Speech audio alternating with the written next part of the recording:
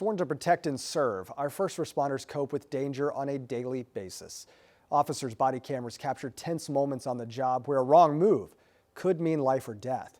Most never talk about those scenarios or their lasting impact. But tonight, one officer is telling his story to our Lisa Monahan as part of our series, Behind the Badge. Oklahoma City 911. On a warm night in March 2022. I'm calling because A call for help just before 6. there's a guy out here that In southeast Oklahoma City, my brother got in an argument with.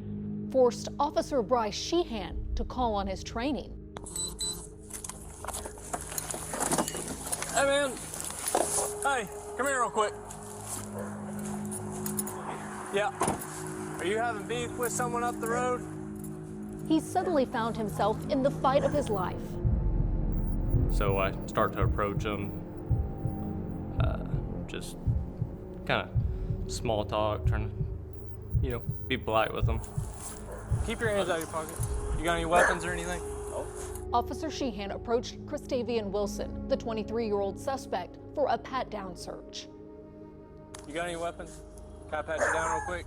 As I reached for his right hand to put him in a pat fist position, he moved his right arm pretty quick, and I told him, I was like, don't reach for nothing. And about that time,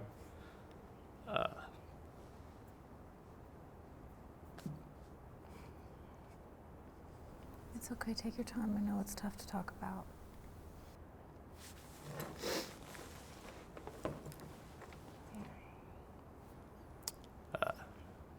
he made that movement, and next thing I know is flash.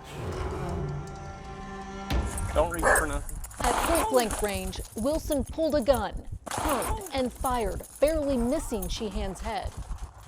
I thought I was shot in the face. It just happened so quick. I just remember the flash, face instantly started burning, and so I took off running. As Sheehan ran for cover behind a car in a nearby driveway, Wilson chased him, firing several more shots. I'm hit! What's going through your mind when you're running up the drive and he's coming after you? My wife.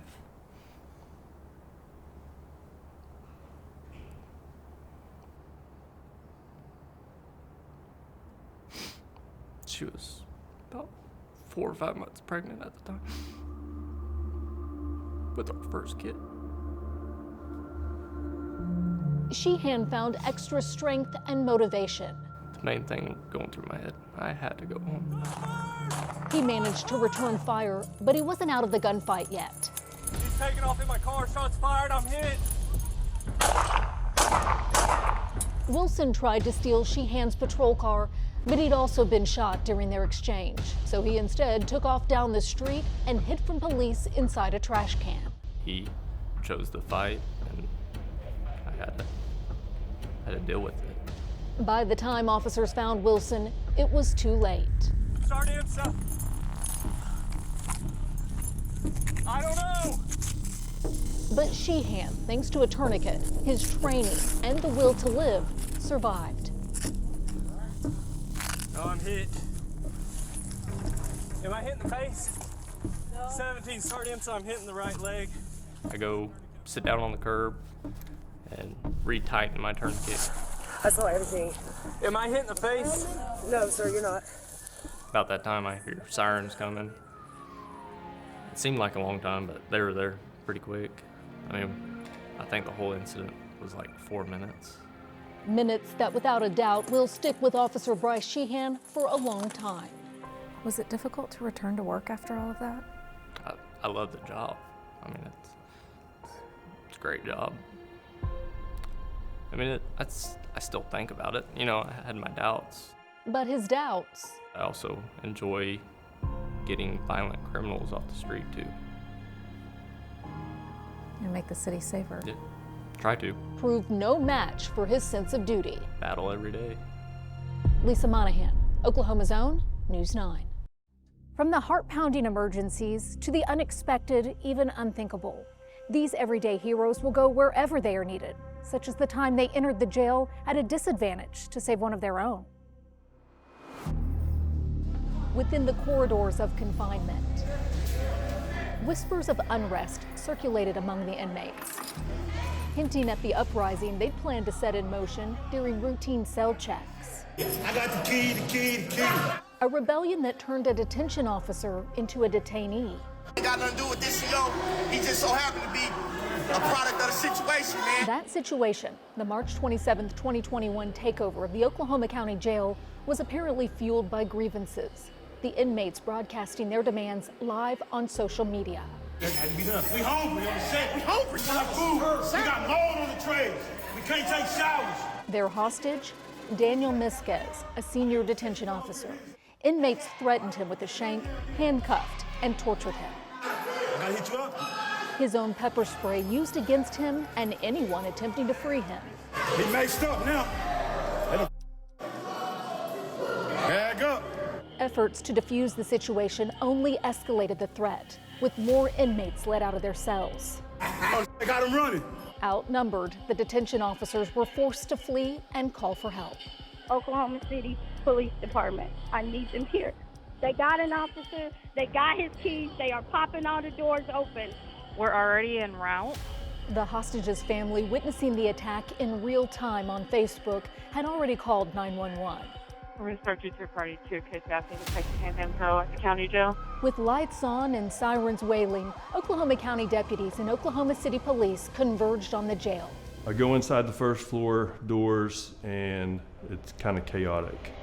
Oklahoma City Police Captain Coy Gilbert, a lieutenant with the Violent Crimes Apprehension Team at the time, led the rescue operation. I got a roster of the inmates who were in there. These are the baddest of the bad inside the jail, which wasn't super comforting. I wanted to get eyes on it. I wanted to be able to see it. Through one of the jail's security cameras, Gilbert could see the hostage, detention officer Misquez, defenseless in the high-risk pod among freed inmates. There's not really anybody messing with him at that point. Gilbert began developing a plan to rescue Misquez and avoid potential harm to other officers. Officers are showing up with shields. They're showing up with less lethal shotguns, 40mm launchers. They got their gas masks on. They got just about everything that they need. Suddenly, inmates began assaulting the hostage. So we go out in the hallway and put together just a quick, hasty plan of how we're going to do this. Daniel Misquez's life was on the line. At this point, he was believed to be inside a jail cell, out of the camera's view. There's a detention officer who's feeding us some intelligence. He's telling us, they're going to attack you as soon as you come in the door. They more than likely have already soaped the floors. In that adrenaline-fueled moment, there is a lot of anxiety. Gilbert and his team became keenly aware of what they were up against. Every one of the officers that were there were probably a little bit afraid. What's fixing to happen? Are we about to get attacked? Are we going to be injured?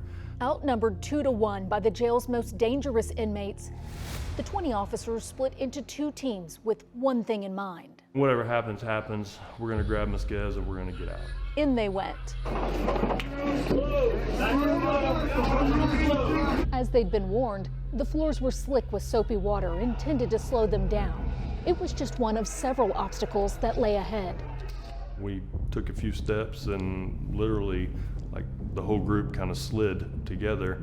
Moving towards cell 18, Misquez's last known location, Gilbert could see the door was locked. They'd need a key. That's when something catches my eye up the stairway. Officer Misquez is on his knees. His hands are behind his back. Something's wrapped around his neck. And he's got a prison shank to his throat. Gilbert had no time to think it over. He had to make a decision. That had not played out in one of my possibilities of happening. I really hadn't thought about, actually using lethal force inside of a jail. Until he had to. Gilbert took a shot that freed the detention officer from the inmate's grip. It appeared as though Misquez launched himself down the stairs. He obviously had already planned this in his head. Desperate to escape the clutches of other inmates that were rushing toward him, Misquez, still bound, was trying to get up before officers pulled him to safety. We all start backing out. The plan was not to take everybody into custody. The plan wasn't to quell the riot. The plan was to get Misquez and get out. And they did. And everybody kind of, takes a deep breath. The first moment to reflect on the gravity of the life or death rescue operation. I have no doubt in my mind that they would have killed him if that drug on any longer. Gilbert has been called a hero for his actions at the jail that day. He appreciates the praise, but would have preferred to avoid those actions. No police officer wakes up and is getting ready for work and hopes they get to shoot someone that day. That's not reality. I hope I get to drive around and shake hands and smile at people and, maybe save a life. Saving a life can also mean taking a life. It's the reality of being a police officer. You prepare for the worst and, you hope you don't ever have to do it.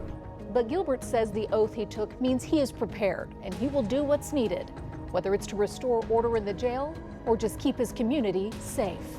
That's one of the great things about being a police officer.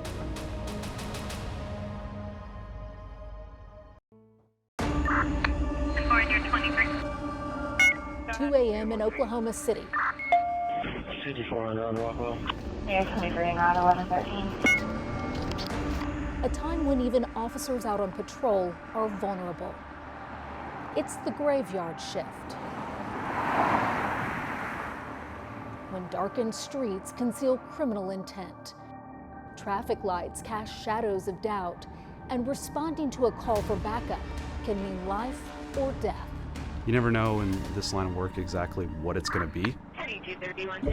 Such was the case May 1st, 2021, when a dispatcher's voice echoed a call for help.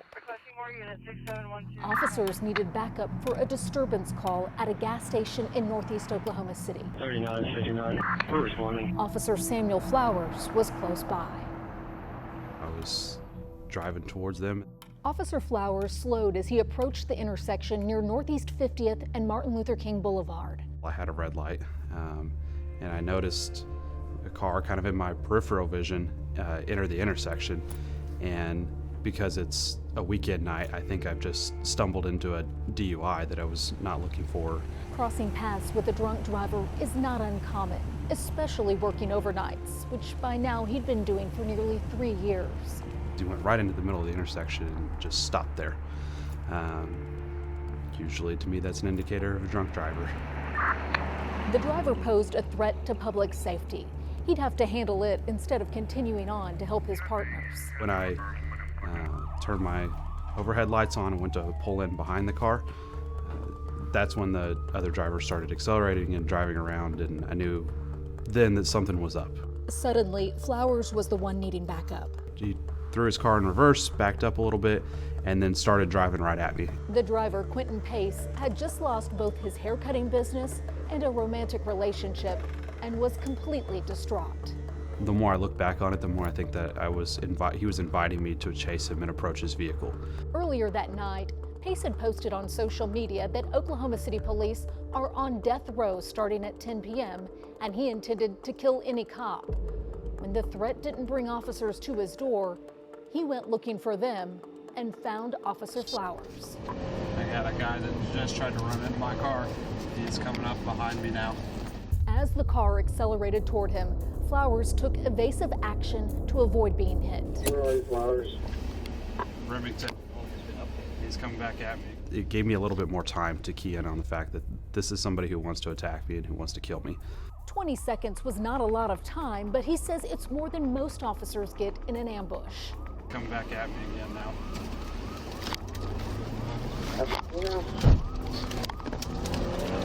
Yeah, he just hit my car. He's taking off northbound again. Looks like he's gonna flip around again. Pace stopped in the middle of another intersection. For a split second, the officer thought the suspect might surrender. Pace sped toward the patrol car, ramming into the driver's side door. The airbags were deployed. I wasn't going to be able to drive away in that car, and I had to solve the solve the problem right then and there. Flowers reached for his gun, but it was jammed against the console. His door wouldn't open either.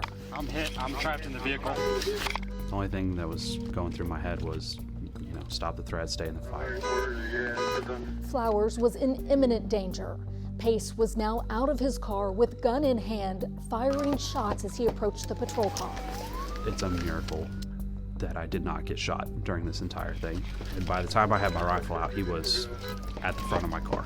Flowers did the only thing he could. He returned fire.